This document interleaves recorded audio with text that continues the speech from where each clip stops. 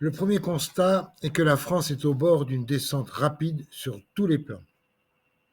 Économique, avec une croissance proche de la récession, un commerce extérieur en déficit croissant et un endettement excessif de 14 mois de son produit intérieur brut, ce qui veut dire que pendant 14 mois, aucune richesse ne pourra être distribuée sur quoi que ce soit en France. Éducatif, avec un enseignement devenu le réceptacle des idéologies au détriment de l'ouverture au savoir de base, de l'esprit critique, devenu orphelin du classement au mérite et de la discipline. Sanitaire, avec une gestion désastreuse de la pandémie, une paupérisation de l'hôpital et une désertification du monde médical. Sociologique, avec un individualisme sans limite et une déshumanisation rampante. Sécuritaire, avec une divergence de plus en plus grande entre la montée d'insécurité et les moyens de la réprimer. Identitaire, avec une immigration et une assimilation, toutes deux non maîtrisées. Pour couronner le tout, par conviction ou intérêt pour les uns et sans vouloir le reconnaître ou se l'avouer pour les autres, les Français glissent lentement vers une guerre civile dans un combat de deux civilisations sur notre sol. Le fait qu'un nombre important de musulmans sont soit assimilés, soit intégrés, ne change rien au fait que la loi islamique est incompatible avec la loi républicaine. C'est pourquoi les trois quarts des jeunes musulmans sont prêts à faire valoir leur droit à vivre dans une autre civilisation, imposant sa propre loi comme un fait politique incontournable. Par suite de l'immigration à 60% musulmane et d'une fécondité supérieure aux assimilés, le poids de leurs aspirations ne fera que grandir.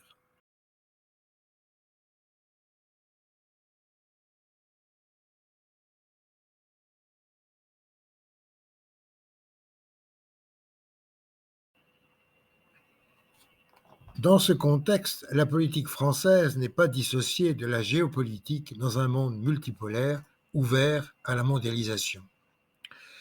Mais sa souveraineté et celle de sa capacité à décider seule de son avenir est lourdement entravée.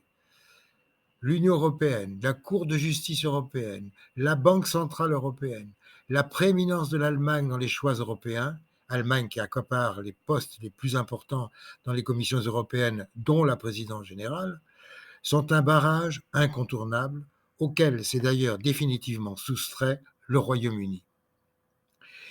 Mais l'appartenance à l'UNE est devenue indissociable de celle de l'OTAN, dont le commandement militaire est dévolu aux États-Unis et nous force à participer à toutes les opérations guerrières de ce pays sous le prétexte de défense de la démocratie, des droits de l'homme, de la prolifération nucléaire et autres prétextes aussi flous mais adaptatifs aux droits d'ingérence.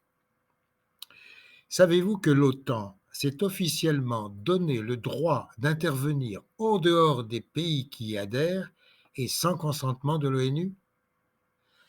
Ceci régularise au passage son intervention en Ukraine, mais peut nous obliger à projeter nos armées jusqu'en Asie, voire en Afrique. Nous n'avons donc plus la maîtrise ni de notre monnaie, ni de notre budget, ni de l'immigration, ni de l'intervention de l'État sur les sociétés à capitaux publics ou stratégiques, ni même de nos lois qui peuvent à tout moment être invalidées par l'UE ou la Commission de justice européenne. Pas plus que de nos finances publiques, devenues à la merci de la BCE, qui alimente notre survie avec son plan de relance dans la crise sanitaire poussant à l'endettement suicidaire.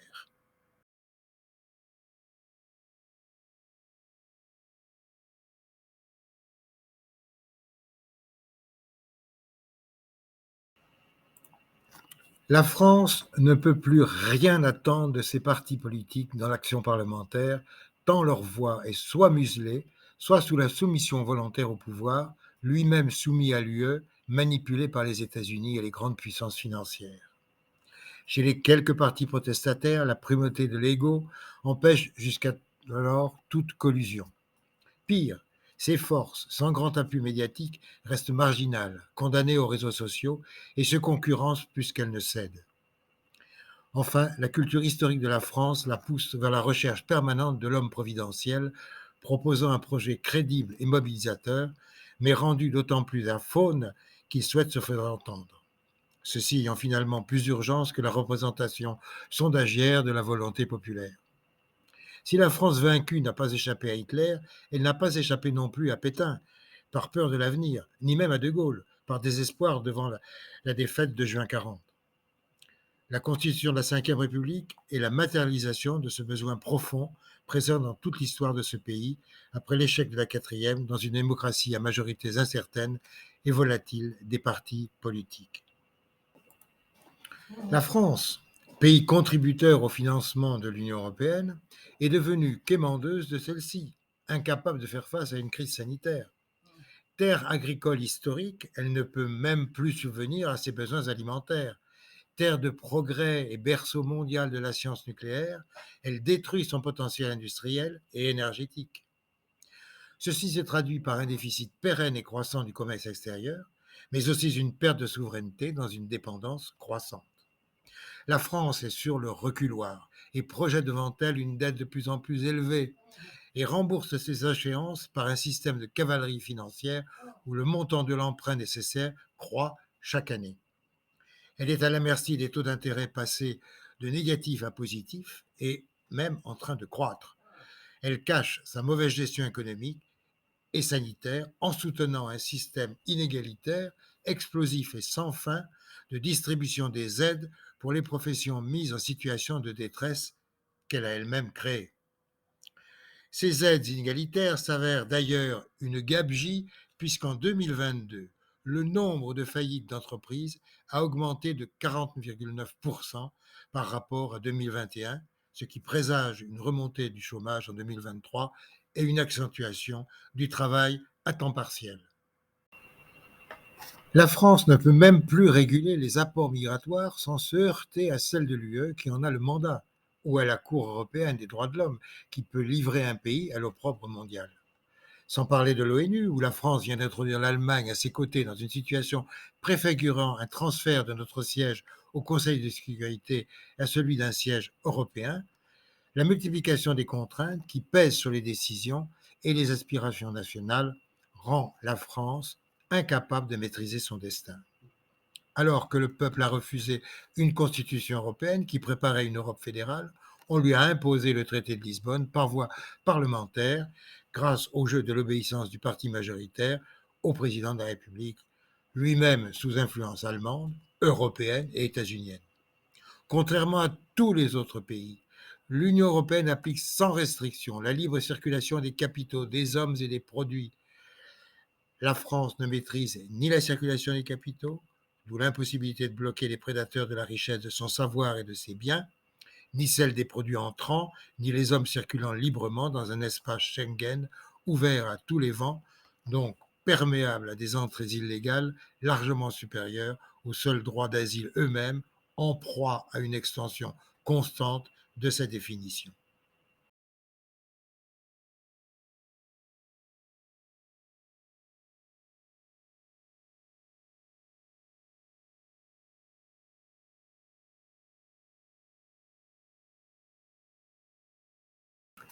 Mais la question qui se pose devant ce constat, la France enchaînée a-t-elle vraiment envie de redevenir libre? La fable de La Fontaine, le loup et le chien, pose très bien cette question fondamentale. Le point de vue de ces deux animaux est très explicite.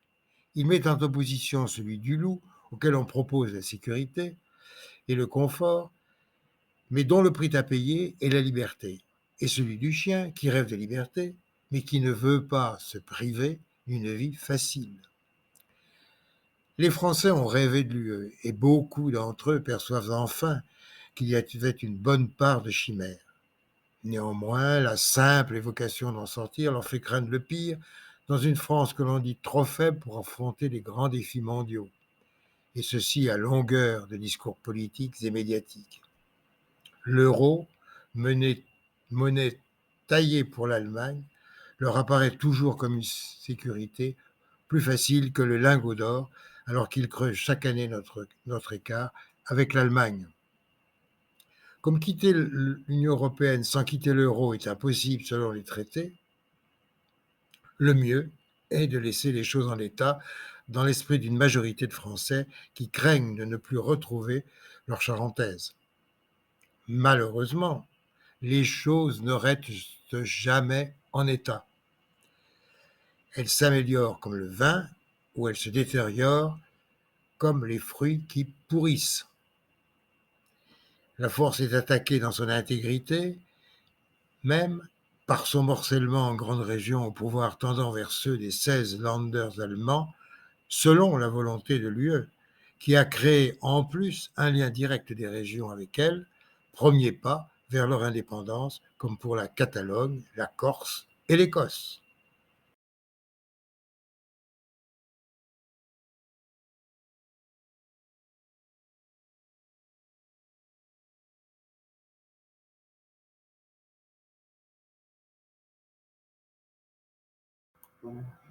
Pire, depuis 2014, la France joue un jeu dangereux en Ukraine, sous surveillance des États-Unis et de son OTAN. Elle se tient quoi lors du coup d'État de Maïdan et endosse la responsabilité avec l'Allemagne de faire respecter les accords de Minsk. Non seulement elle n'a pas fait respecter ces accords, mais elle a caché le but réel qui permettait à l'OTAN de réarmer l'Ukraine et de placer l'OTAN à la frontière russo-ukrainienne. Mieux, depuis les préparatifs de neutralisation de la résistance des autonomistes du Donbass par l'intensification le 16 février 2022 des bombardements commencés depuis 8 ans avec un bilan de plus d'une dizaine de milliers de morts autonomistes, elle a fustigé l'entrée de l'armée russe le 24 février 2022 sur appel des deux oblasts autonomistes qui n'auraient pas échappé à une répression sanglante. Depuis, la France suit les États-Unis dans une guerre russo-américaine masquée sous l'appellation OTAN, en fournissant sans cesse matériel, instructeurs, munitions et argent dans une attitude d'ingérence que nous avons pratiquée en Afghanistan, en Libye, en Syrie, sous couvert de défense de la démocratie et des droits de l'homme. En s'engageant dans une guerre coûteuse qui n'est pas la nôtre et en dehors de tout traité avec une Ukraine hors Union européenne, nous obligeant à le faire, la France se retrouve dans une ingérence colonialiste et impérialiste aux yeux du monde. Elle se revêtit d'une image désastreuse qui pousse les pays africains francophones à nous rejeter définitivement. Comment comprendre alors que la France n'hésite pas à chercher à récupérer de l'argent sur les retraites des Français dans une réforme dont les 2 tiers des Français ne veulent pas? La France est comme le bagnard enchaîné, fer aux pieds, et dont la liberté accordée se résume seulement à un travail de forçat. La différence tient seulement dans le fait que le bagnard ne songe qu'à s'enfuir pour retrouver sa liberté, alors que le Français pense que ce serait pire en le faisant. Sortir le peuple de sa léthargie est une première nécessité en misant sur la jeunesse, car elle sait que son avenir est en jeu. La perte de liberté imposée par la gestion de l'épidémie est de nature à leur faire apprécier le prix de la liberté après de longues années de confort sécuritaire et économique pour la plupart. Car comme le disait la Boétie, la servitude est volontaire. La première cause de la servitude est donc l'oubli de la liberté et la coutume de vivre dans une société hiérarchisée où règne la domination d'une élite autoproclamée sur les autres. C'est de cela qu'il faut sortir et cela demande une débauche d'énergie, donc une concentration des forces et le choix d'un seul objectif, laissant tous les autres dans l'ombre de l'avenir.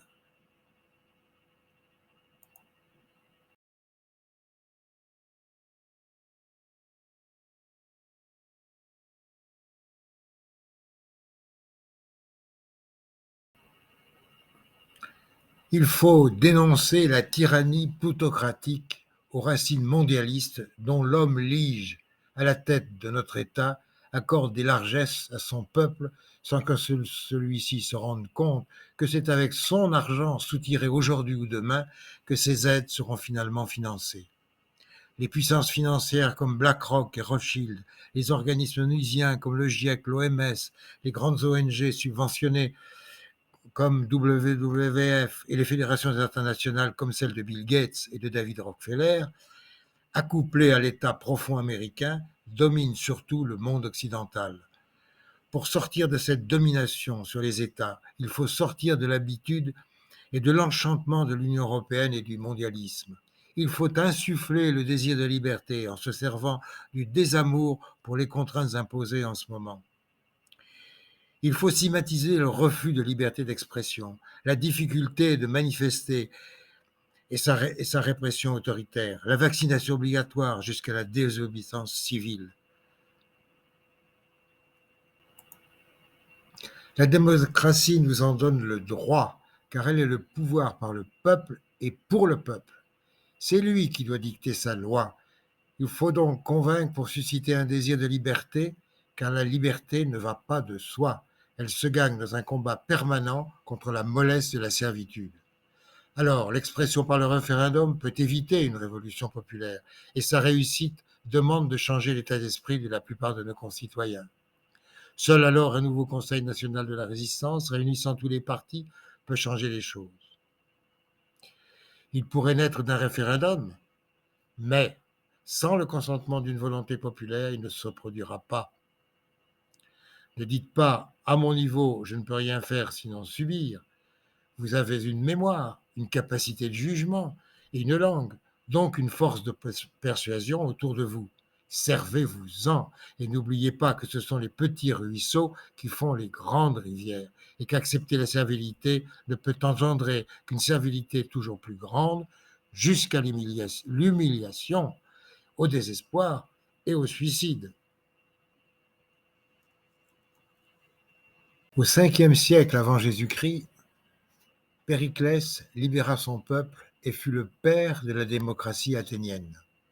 Ce fut une période heureuse du peuple grec, puis il devint autoritaire et finalement impérialiste en réprimant les rébellions avec violence et en restreignant les libertés. Ce fut alors les 2 guerres du Péloponnèse. Ne laissez pas l'histoire se répéter sans en tirer des leçons. Gardez en mémoire cette belle phrase qu'il a prononcée: « Il n'est point de bonheur sans liberté, ni de liberté sans courage. » N'oubliez pas, chers citoyens, n'oubliez pas cette phrase, mais n'oubliez pas non plus que seul le peuple peut se sauver de lui-même, encore faut-il qu'il le désire vraiment, car il s'agit d'une tâche herculéenne, tant la puissance financière de la plutocratie est immense. Merci à tous et à bientôt.